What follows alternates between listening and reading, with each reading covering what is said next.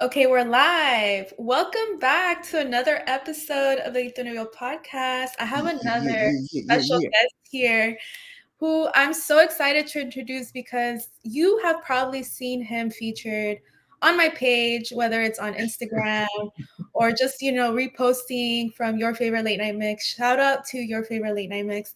But honestly, this man is just moving, like whether it's online or in person, like you get what you get on social media and in real life. And I feel like that's kind of not the usual. Like sometimes some people have like an online persona and then in real life they might be the total opposite. No, this creator, like he's literally the same person online and offline. So I want to welcome DJ Papa Zan into the yeah. Studio living room.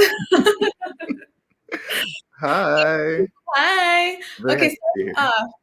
how do you feel? How's your week going? Like what's the vibe so Oof. far? How do I feel? I haven't put any thought into how I feel just yet. But I feel good. I woke up this morning, I prayed, I was talking to God. So, it's a good day. The sun's out, birds chirping. Of course. And it's only Tuesday, which I feel like, the week's just starting off, so we don't have too much to go off on, but the fact that it's going good, that's a good like moment.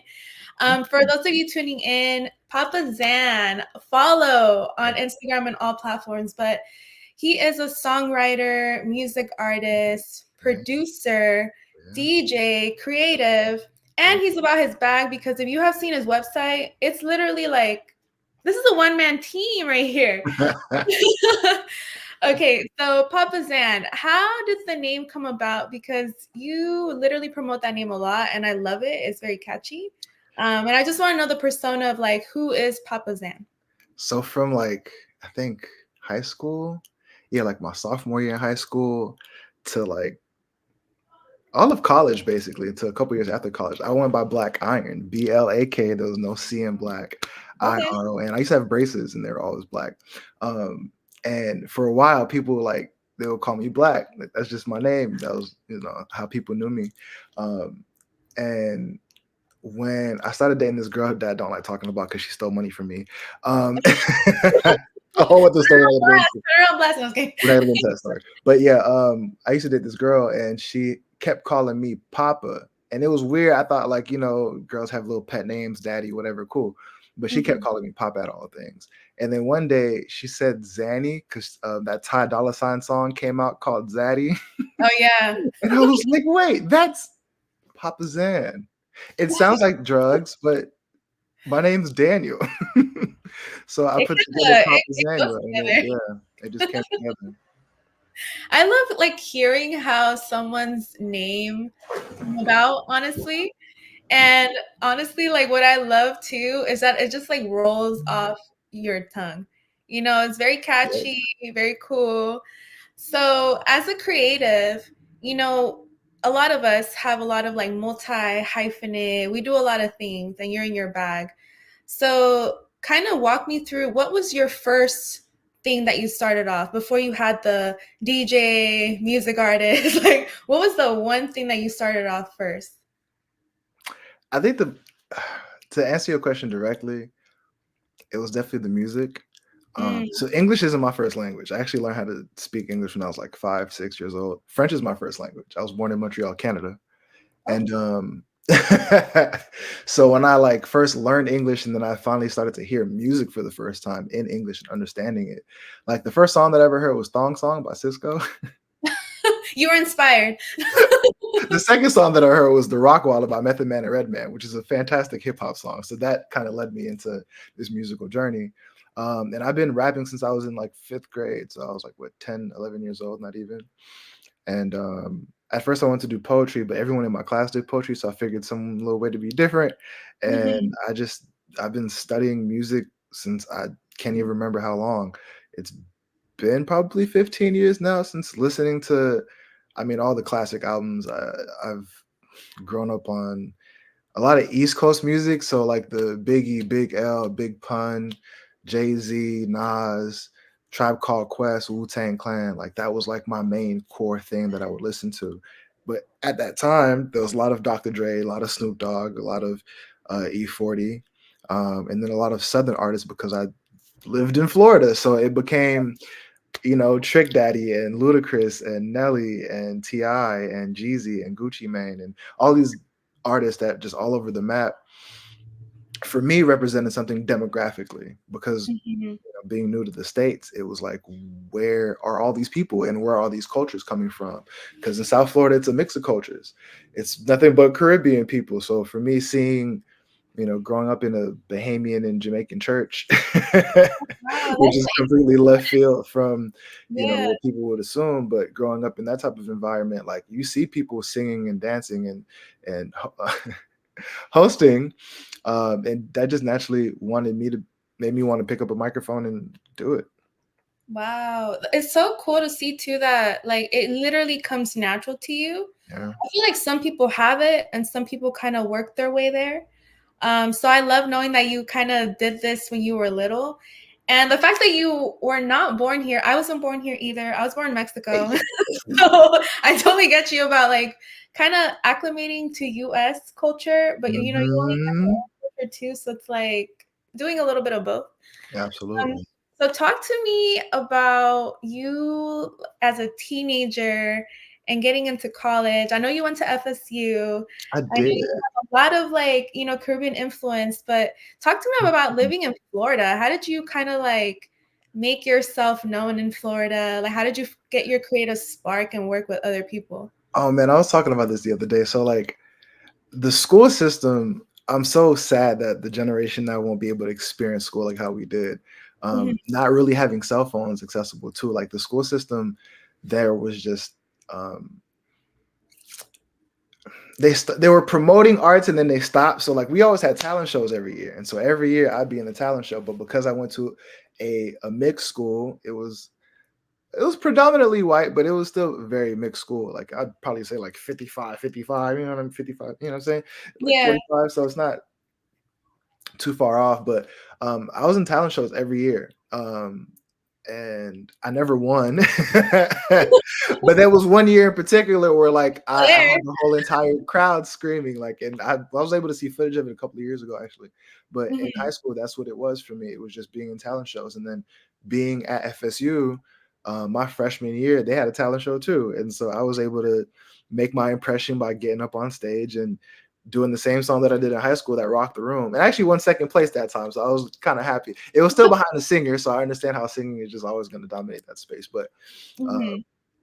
yeah, that's kind of how I just kept being in front of people.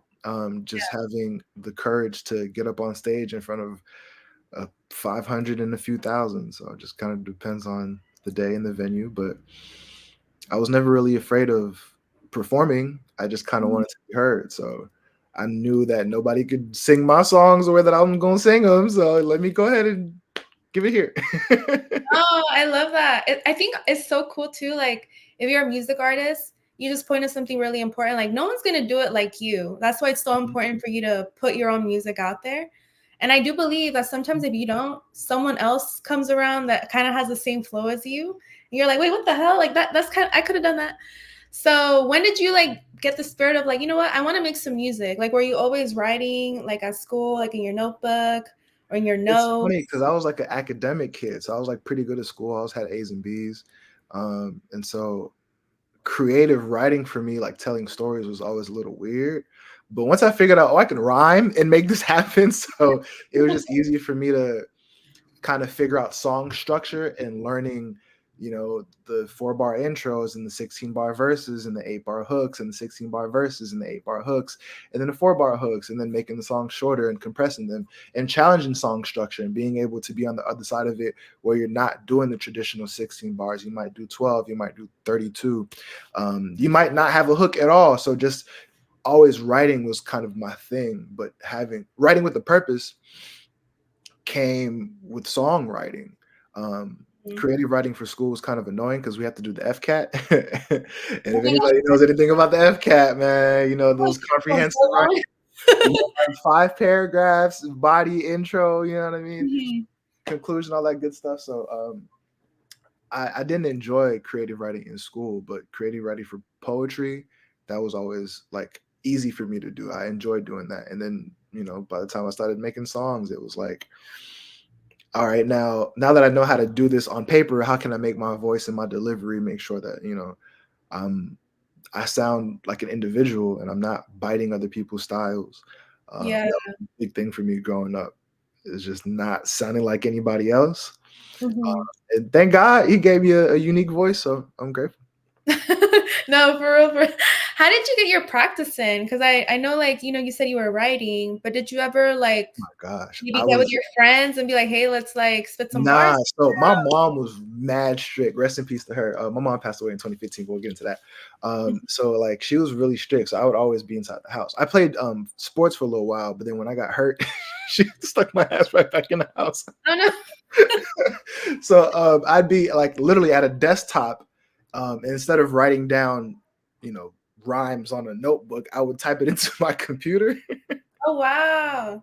and I would have just Word docs just saved on my computer, and it was to the point where looking for instrumentals and beats online wasn't really working for me. So I got cracked versions of production software. I think I was Mhm. using like M Audio at the time, and then I got Reason, and then I got FL Studio. A You were bunch like of different softwares from back in the day. okay. But I was getting into those things on my computer and just producing all of it myself. And then I got into recording it myself and learning how to do that process. And I didn't really like it. So every time I would go to a studio, I would be fully prepared. I'd have 4, 5, 6 songs. I Mhm. think my record is like in a 12-hour session, I did 11 songs, something like that. Um, Wow. and just being prepared of, all right, I'm record it, go ahead and mix it, do a little jazz on it, and then we're gonna go to the next one, go to the next one, go to the next one, and it would just be all night. And that's been my process ever since. I don't think I answered your question, but No, I mean, I like it that you put the time in, you actually, like, dedicate yourself to the craft, and I could tell, like you said, like, you love school, like, the fact that you were ta saying all the bar structures, like, that's very nitty to the point.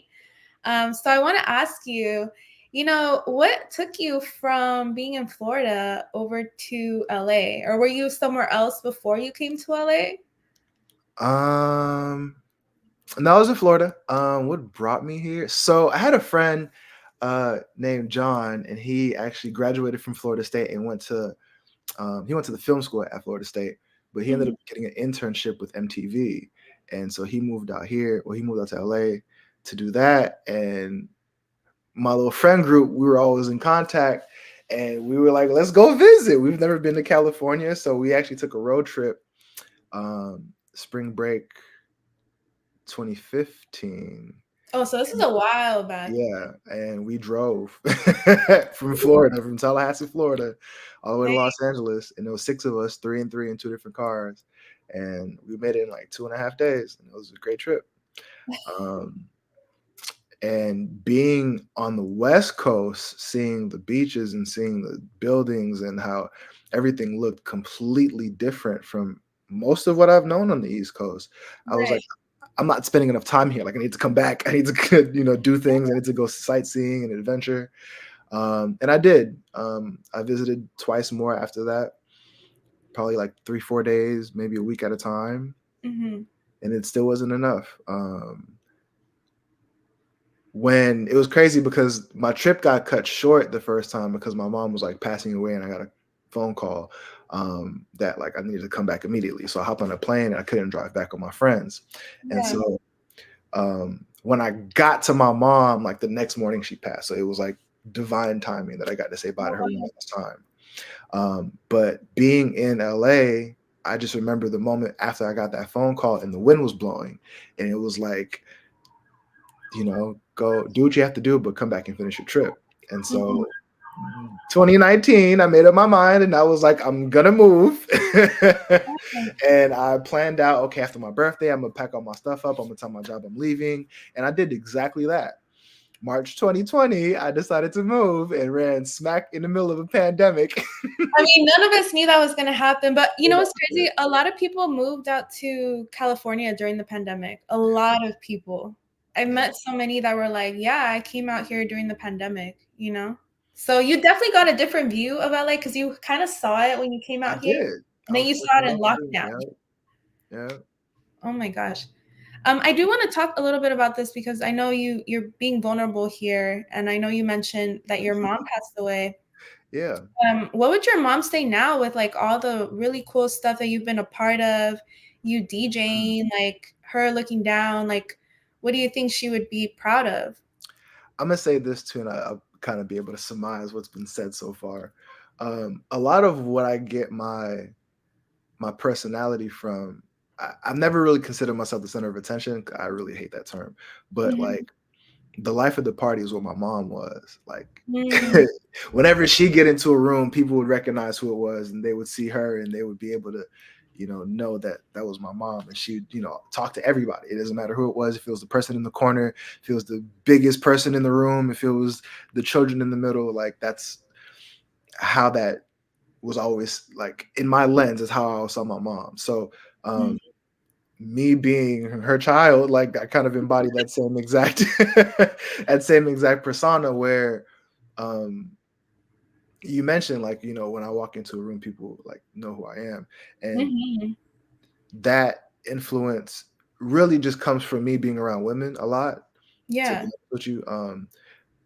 Being around men is easy. Like they're gonna test you, they're gonna try you, they're gonna question you, and then they'll leave you alone. But being around women is more of a delicate uh, situation always, because people don't know why you're there. And then me For being six sure. feet tall with hair now, people were looking at me like, "Who is this person? Why are you here? Why are you so cool with the rest of everybody else that I'm talking to earlier?"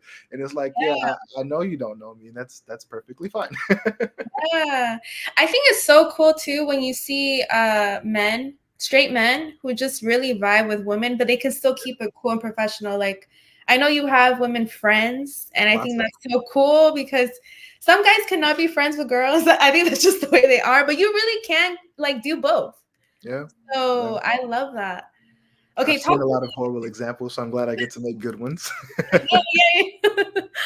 Okay, you mentioned you came out to LA during the pandemic. Talk to me about how that affected you. Were you like doing anything creatively inside the house?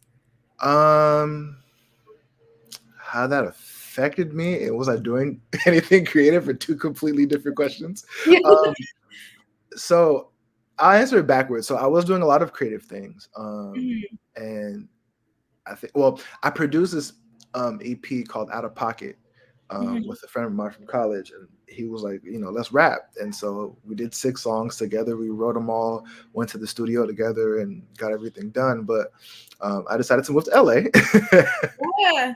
and the pandemic happened, so life kind of slowed down. Where releasing the music wasn't like it wasn't the same execution as the vision. Um, Mhm. a lot of music video plans and photo shoot plans kind of got disrupted. So being visible in that space where a lot of music's coming out, especially during the pandemic, where people have time to do Yeah. so, was difficult and expensive. And I felt like I was spending money to see a result, and I would see the result in the marketing and the promotion aspect of it, but it still wasn't enough. It would still be Mhm. another obstacle, more money to spend. And that was annoying, especially after doing it again and finding produced by 712. That's his name. One of Mhm. the producers that I met. He's from uh, Wisconsin, Milwaukee, one of them. I can't remember. And he was a dope talent, and he just got together with me, and we did a 3-track EP called Life Is Bizarre. I saw that on your website. Yeah, yeah, yeah. And we got that slowed down, and it was a Chop Not Slop version came out with DJ Candlestick from the Chop Star. Shout out to OG Ron Johnson, OG Ron C, excuse me. Um, it's a lot of Houston music. That's what that is, but I won't get into that entire explanation. But doing that process was like, okay, now here's another avenue for me to promote this album and for me to get it out and put it in, you know, more people's view, more Mhm. playlists, more people's cell phones, and it worked for a little bit, but it just wasn't enough. And I Yeah. recognized that right now is not the time. Right now is not the time for people to consume music. Our consumerism isn't in listening to albums and watching music videos. It's not what we were really doing at the time. And even myself, like I wasn't really listening to a lot of different artists at the time. So I recognized that I had to do something different. Mhm. And putting my head down and working kind of affected me, to answer the first part, Yeah. where it's not like I lost track of the music, but I was just trying to stack up money to promote the music. And oftentimes it doesn't feel creative because to me it's like working to pay for something. But all in all, I was able to get in a lot of different rooms and a lot of different spaces. Um, and kind of I did my journey in LA the way that I wanted to. Being able to go to what's her face, Janelle Monáe's listening party when she had her Age of Pleasure album release Oh party. man, that must have been a sexy vibe. Yeah, like that was a crazy situation, but I wouldn't have been there if I Yeah. wasn't working, looking at my cell phone, seeing the email pop up just in time for me to RSVP. And those things are just divine timing. I think I said that once before, but it's like those things are really just divine, where it's like, right place, right time, right amount of awareness, Mhm. and you're able to find yourself in rooms with a lot of celebrities and exchange information, and get that FaceTime where they see you for the first time and they've never seen you before, but they know who your face is from now on, and every time they see you again, which is what's happened to me, you get to talk to people. And Oh, definitely. yeah. So tell me how, because you talked about like right place at the right time, which is funny. When I came across you, it was at your favorite late night mix and you were performing some of your music. So you weren't even DJing at that time when I saw you. I believe it was just you performing. So I want to know, like, how did you get connected with your favorite late night mix? Was there a connection beforehand? Did you know of them beforehand and then you were like hitting them up like, hey, I want to I perform? promise I'm gonna answer your question, but don't you know Fabiola? Yeah. Yeah, I met you that night. We was at the rooftop. I didn't meet you the first time when I was performing. So the first time I met you was actually at the rooftop Oh when my they was God. over there after sunset. Yeah, yeah, yeah. I specifically remember because Oh my Corey God. was asking this question about if you could commit a crime and get away with it, what would you do? And I remember Fabiola had a crazy ass answer. Yeah, she did. I I think was it's like, on "Hey, video. yo, who is Yeah, this?" it's on video. But I remember meeting her when I met you. Oh my But gosh. anyways, During so to answer your question summertime. directly, Yeah, yeah, yeah. Oh my gosh. Moonflower was actually the connection. She's the connection to everything I've been doing as far as my DJ world and my DJ journey. Um, she was, I think she posted as a collaborator on Instagram for your favorite late night mix when she was at the rooftop, and I saw she was DJing out there. I was like, oh, this looks like a bunch of black people that are dancing and having a good time. Like, let me go and find out. So I literally just went out the blue, and I had a great time. I got to meet Courtney Oliver, and he said to me, he's like, "Yeah, man, if you ever want to DJ, man, we have open decks." I was like, "Oh, I've actually never thought of that." You had never touched decks beforehand. Not really, because, well, not because. The reason why I haven't is I was just so enamored with being a rapper and being an artist and being on, the other side of the microphone, where I didn't put in the hours and the time that I wanted to learn how to DJ. Mm. And I have like three favorite DJs in the world. And in my head, I thought DJing was going to be a whole lot more complicated than what I'm doing now. Who are your three favorite DJs? So DJ A to the L, he's from Tallahassee. Mhm. Um, Shout out to back home. Of course, you have to have a favorite DJ. yeah, shout out DJ A to the L. Um, DJ Moonflower is my second favorite DJ for sure, for sure. Oh, okay. Fair. And my third favorite DJ is DJ Jazzy Jeff. I don't know him personally. I know the first two people, you feel me? So, but like as from a skill level and a sound selection level, like Jazzy Jeff is fire. Like, it's just, Okay, I'm gonna have to check them out.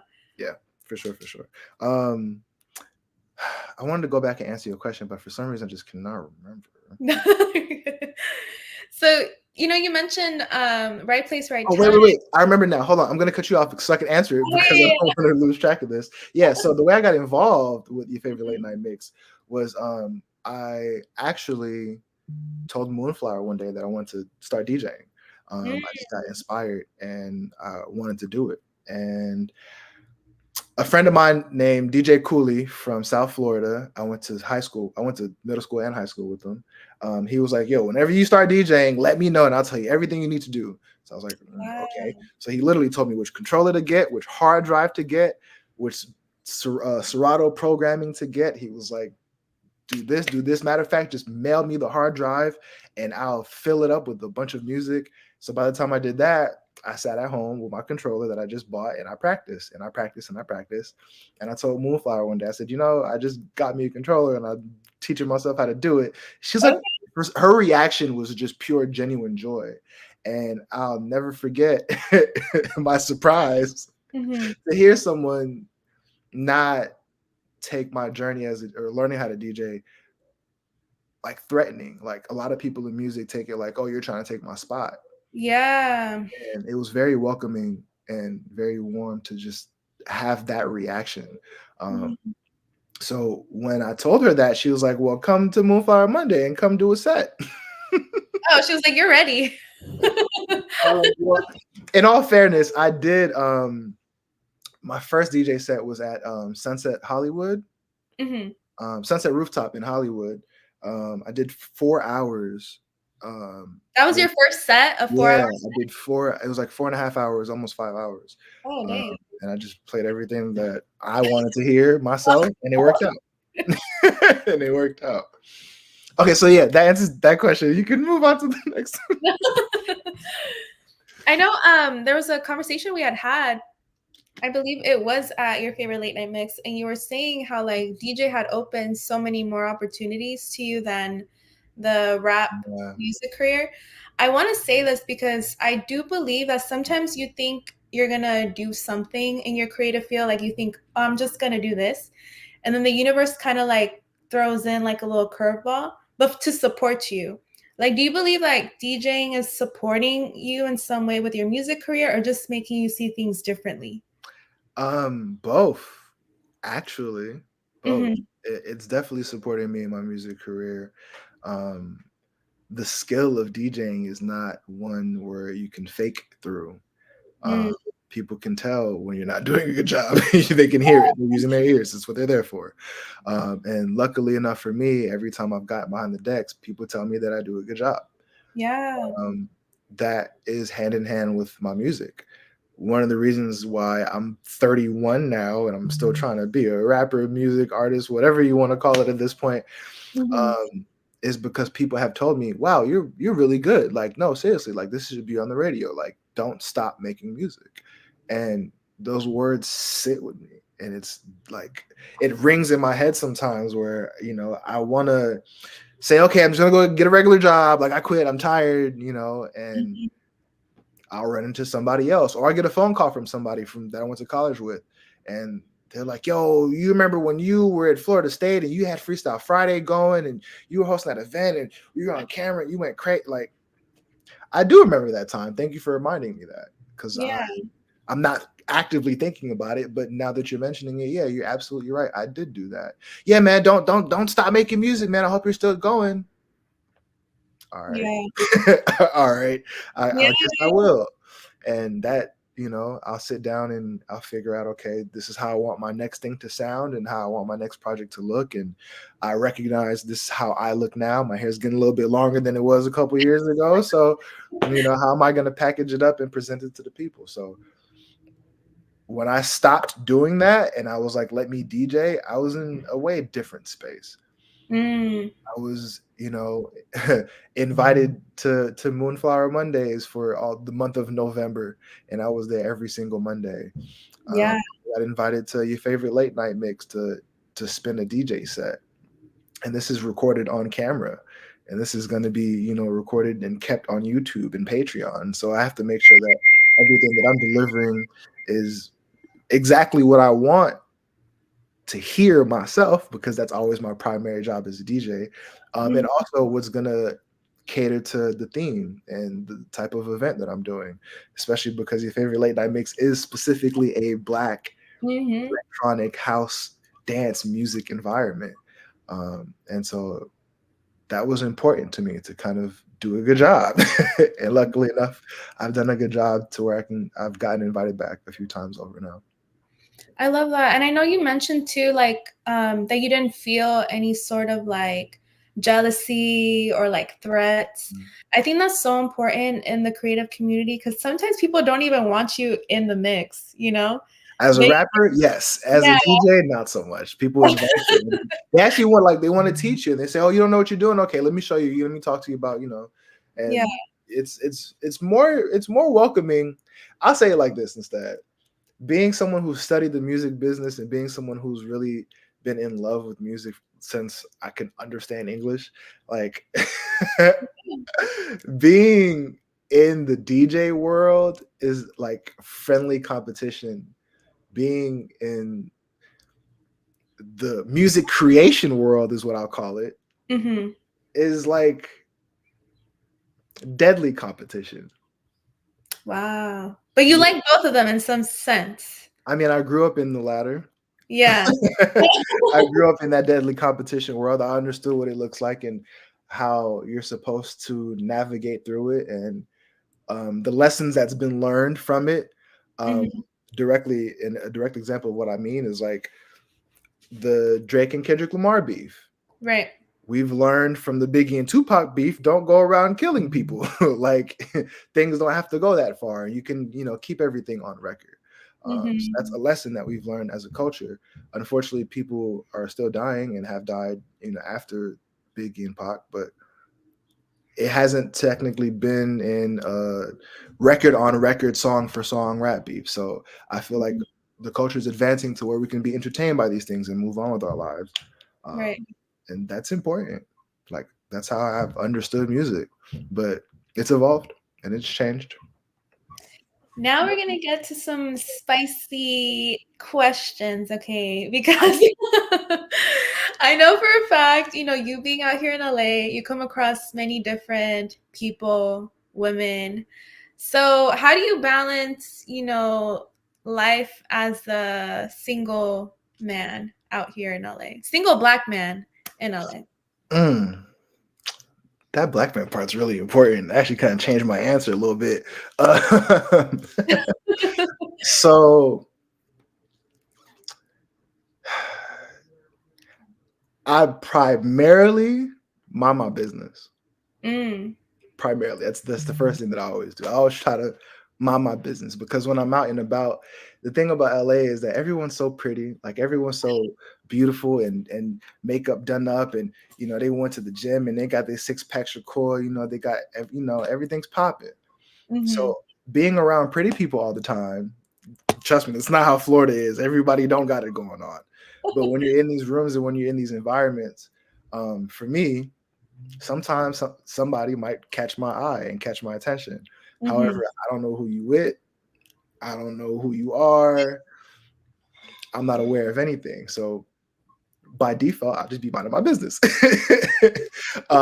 If I get into and I've got into conversations with people where, they are single and I am single and, we'll talk and fill each other out. But um I'm still single. So, sometimes compatibility shows you over time that that's not the person for you. And you could enjoy every second or you could not enjoy it. And, that's okay. But compatibility has always been a big thing for me. So, as somebody who likes to be out and likes to be in crowded spaces Hmm. sometimes I want to go out, and I've come across people who don't, and little things like that will seem like it's not a big deal, but then when it's time to go and I'm about to be out the door and you're like, where are you going? I can totally see that, especially since you're, a man that you kind of command attention. So have you ever been around some people that are just maybe jealous? They're like, you're talking to girls, but you're not really. That's really just your personality. You're very outgoing. So how do you deal with, like, do you date people that just I mean, I 100% try have to make that understood. So that's the thing about me too, like, is like my world is that, what I'm Mhm, saying, who I hang around, and whenever I am outdoors and in public, like that's typically what I'm around. So if you're uncomfortable being around other people like that, then you're not gonna make it around here. So it's Right. just a compatibility thing where I don't even put myself in those situations because if I say this to you and I can see that you have a knee jerk reaction, and you're like, okay, well, you just trying to fuck, like what's going on? Like, what are you doing? You know what I mean? It's like, not really. I'm just trying to explain to you what you about to get yourself into so you don't get surprised. Right. They do get surprised because they don't understand it. They can't comprehend how comfortable I am being around a bunch of women just minding my business. I feel like maybe more men need to learn that. Just like, be respectful, mind your business, and keep it cute. Nah, you be thirsty. They be thirsty out here. Have you fallen in love with another creative, or do you typically go for people that Ooh. are totally different from you? Wait, okay. So when you started that question, I was thinking, have I fallen in love at all? And I was like, yeah, I had a whole story for that. Okay. With another creative. Hmm. Wow. Hold on. Let me think about that. Hmm. I feel like you're a lover boy. I am, but I don't fall in love that easy, Carmen. You're like, there's levels. Yeah, like I like you. I got love for you.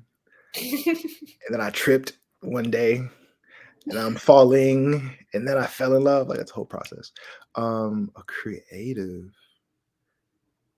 Not really. I mean, I feel like the closest I've ever gotten was like a business oriented person who was creative about like their business ventures. But not a creative, no. Like, okay, so you're gonna get an exclusive from me. I've actually never said Oh, this publicly out yeah. loud to anybody. I don't date singers. Oh, okay. Yeah, people What's look the at me. reason? It's a lot, but Oh, okay. Like competition. I thought you were like, wait a minute.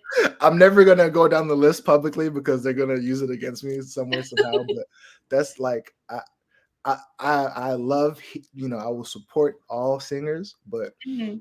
I don't date women who sing, man. It's just one of my things. Toxic. Let's go.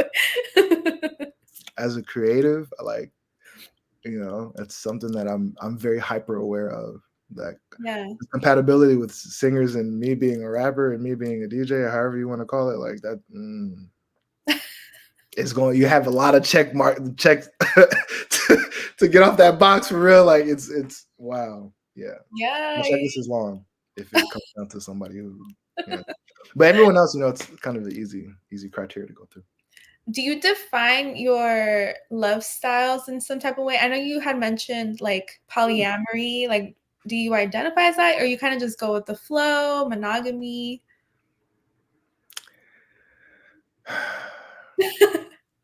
I'm trying to think about how to accurately answer your question. So,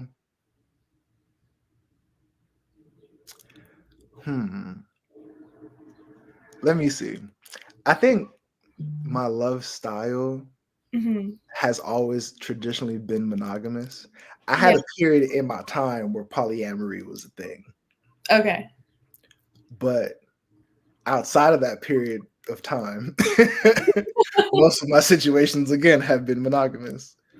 Um, that's to answer your question, but to be very specific, I feel like I am a go with the flow person now that I'm thinking about it. Like Hmm. I'm starting to really put two and two together, and if I can find someone who's completely compatible with what I like and what I enjoy, then I probably would be in a more polyamorous situation in the future. But Yeah. it's very hard to find someone who likes exactly what you like and vice versa.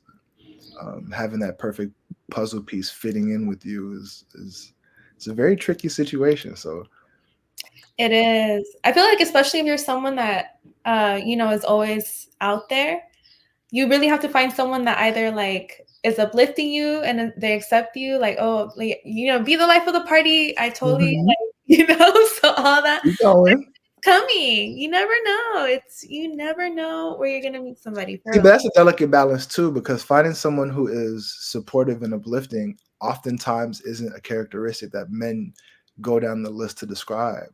Like mm, it might be in my top 10, but it's not gonna be in my top 5. And if we never get to that topic, like you know what I mean? But I have found more value in someone who is supportive and um, even empathetic. My situation isn't very normal. Losing Mhm. my mom, at 22, 23 years old isn't something that normal people go through. And having value in family and having values and how were you raised and how do you carry yourself, and that's important. Mhm. And if you don't understand me and my story and where I come from and how I behave and how I move around, like it's shocking to a lot of people when they come around me because they're like, "What? He's not doing anything extra. Like, what's the story with this one?" You know what I mean? And it's like I don't know what to tell you. I am who I am, and if you are privileged enough to know, then you know. But if not, then good luck. No, Yeah, I fun. guess so. I do have to ask you because I know you put in the banner, we have, DJ Papa Zan, and you have some new stuff that you have been putting up. So talk to me about this like rebranding, the YouTube, all these new things that you're working on. Um, I have decided. Let me say a little bit different. So when I was practicing my little DJ set, Mhm. I figured out that I could record mixes, and when I started recording songs that didn't belong together, um, they were so unique to the sense where I was like, I've never heard this song that I normally listen to like this. Um, Mhm. I decided to make a mixtape of that, and so I got about 16 of them, where they're all custom mixes. Some of the beats you've heard before, some of the songs you've heard before, and they're blended together with something else that you haven't heard before. Mhm. But they're all done in the sense of they're all done in the theme of your favorite late night mix. Oh wow. All of it's like dance, electronic music, or just upbeat music, period. Uh, Mhm. and I specifically wanted to do more of a rap tape where I was taking rap songs and speeding them up. Um, and the reason why it's like that is because I have like 30 of them done already, but out of the 30, I have to pick and choose what I'm going to use because some of them didn't fit the overall vibe. And I ended Mhm. up doing a lot of R&B R&B songs where I'm mixing together Tenariel and Kyle, and I'm mixing together Janelle Monáe and Big Crit. And I'm like, well, this doesn't fit everything else that I was doing. So I'm at a point now where I have two different tapes coming out. Oh So wow. Are they dropping this year? yeah. I'm gonna drop one of them very soon, probably in like a month or so. I'm just trying to promote it. Okay. I'm gonna put all Yeah, that so I'll be on YouTube every week until Twitch actually switched. Twitch actually announced that they're doing live streaming for DJs, where Yeah. you can live stream as a DJ with no copyright strikes. So um, I'll be on YouTube for a little while until I can switch over to Twitch, or I might just keep it going on YouTube to see how the response goes. But just growing the awareness that something's coming, and playing some of the songs on the stream, I'll be able to promote and release this mixtape of just custom mixes. Wow. I love that. I love too that you're not afraid to just be like, you know what? Fuck it. I'm gonna make it on YouTube. I'm gonna make my mixes. I mean, no one's saying don't do it. So Right. I do want to ask you too, because you mentioned DJing, like how long does it take you to kind of go through your crate, go through your mixes? Like how much time do you put into your mix? There's so much music on these hard drives. Like, I'll literally be walking down the street, taking a shower, vacuuming, playing a video game, and I'll be like, "Oh, this song can go with this song, or this song can go with this song." And it's literally like annoying how often my brain goes to, "Did I download that already, or do I have this album, or did I get that one single from this one album in Mhm. 2012?" Like every single minute of every day, my brain's been doing that, and it's to the point where I'm so overwhelmed. The ideas just come to me, and things that I wasn't even thinking about will literally pop up on my screen, and I can mix this and this, and I'll do it and record it, and then try to go back to my idea, do Yeah. that and record that too, and then find another idea while I was looking for my original idea, and it's just an ongoing thing, but it's naturally came to me. Wow. Yeah, I think it's really cool too, because some people just are naturally gifted in music.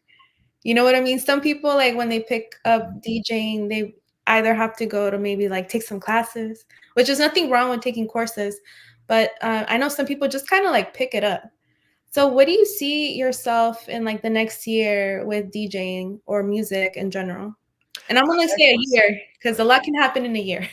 I've asked myself that question. I don't know. Like I can be on tour as somebody's official DJ. I can, be doing corporate events in somebody's office building, or I can be in somebody's club. I really, I'm not sure what the future holds for me, and I've spent too much time trying to predict. They say if you want to make God laugh, make a plan. So, I feel like God been over here laughing his ass off, you know what I'm saying? But I don't know. Yeah. I feel like just being prepared for any and all situations and just having my sword sharp, as I would say if I was rapping, but having Mhm. all the crates and all my song selections and all the genres ready, and being able to mix in a club, mix at a festival, or mix at a corporate office, I'll be prepared for it all. So I don't know what I'll be doing, but I know I'll be doing something. Mhm. It's gonna And be I know something. we're gonna be watching your journey too, because you're definitely not afraid of putting out your content, which I think is so important. I mean, don't get me wrong, like it's hard sometimes to even like create anything. So the fact that you're even thinking about like Twitch and streaming, that's pretty vulnerable because people are going to be on there. And I know the Twitch community can be a little interesting. So, you know, you're going to Bring be it fine. on, bring it on, bring it on. Yeah. I wanted to ask you too, before we wrap up, just kind of like what kind of held you down? Like, how do you build community and how do you build the people in your life? Because there's this thing where it's like Mm. you can't pour into others if your cup isn't full. So, how do you keep a good balance of supporting, the homies and then making sure that, when they support you too, that kind of like goes back and forth? So I don't like owing people money. So that's the first thing that I have to say. I hate owing Mhm. people money. So, um, if I'm ever in a situation, the friends that I have in my corner, sorry, my counsel is what I call them. Um, Mm, they understand, like, people who are aware of, me not having my mom and my dad. Well, my dad's still alive. He's just in Canada, but not having them around. yeah, Um, you know what I mean? And being in a space where ever since I graduated college, I've been doing nothing but work. yeah. And now I'm at a point in my life where I don't have to constantly be in survival mode. Mm, And my friends are very aware of how long I was in survival mode. Uh, yeah. so having a group of positive people, shout out the Green Squad, that understand my situation, understand my personality, and how hard I've worked and will continue to work, has been extremely pivotal. It's kept me grounded in ways that I can't even really describe. Being from Florida has given me a perspective that there are a lot of people from a lot of different walks of life. Mhm. I say it wasn't until like seventh grade was where I actually met a person that was African American. Oh, yeah, yeah. Everybody else I knew was Jamaican, Haitian, Bahamian. You were some type of Caribbean somewhere. It's When I like a finally, culture shock for real. yeah, it really is. Like, there's no Caribbean in you at all. Like, that's crazy to me. So Mhm. having that understanding, that perspective, being able to travel out into the world and immerse myself in other people's cultures and be a guest and be welcomed in, it's it's revolutionizing. I get to change my awareness just a little bit every day and walk my own journey. That's the best way to do it.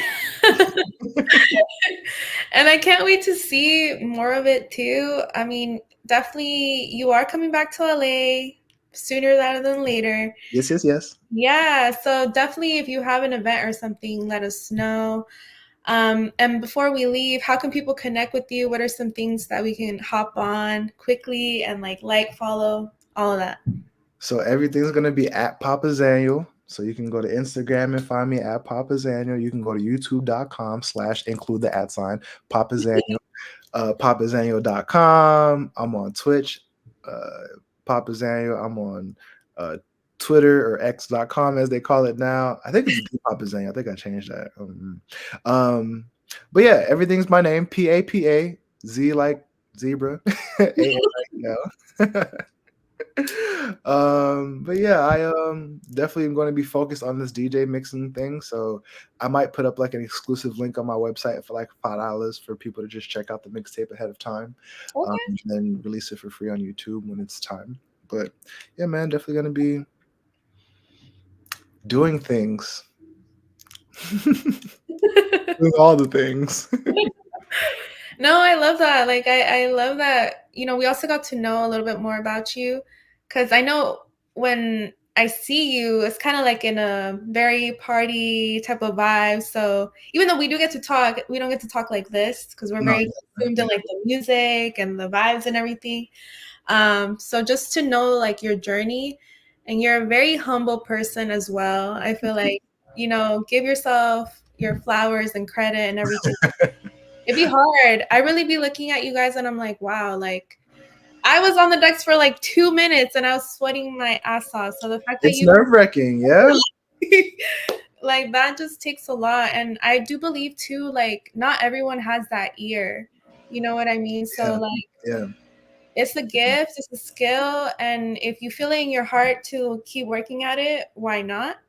And that's the message that I want to leave you guys on, because it really be behind the decks, behind the music, behind the likes, behind everything. Like you really don't know the story of someone until you sit down and talk to them. So thank you so much for being a guest. I want to wish you the best in all your endeavors, because honestly, something's going to pop off. Like I already see it, like just the people that I'm surrounded by and the people that I've seen. It's a lot. So stay Oh, I'm ready. gonna tell you off camera what I did recently, but it's Oh, no, yeah. nice little exclusive. Thank you, guys.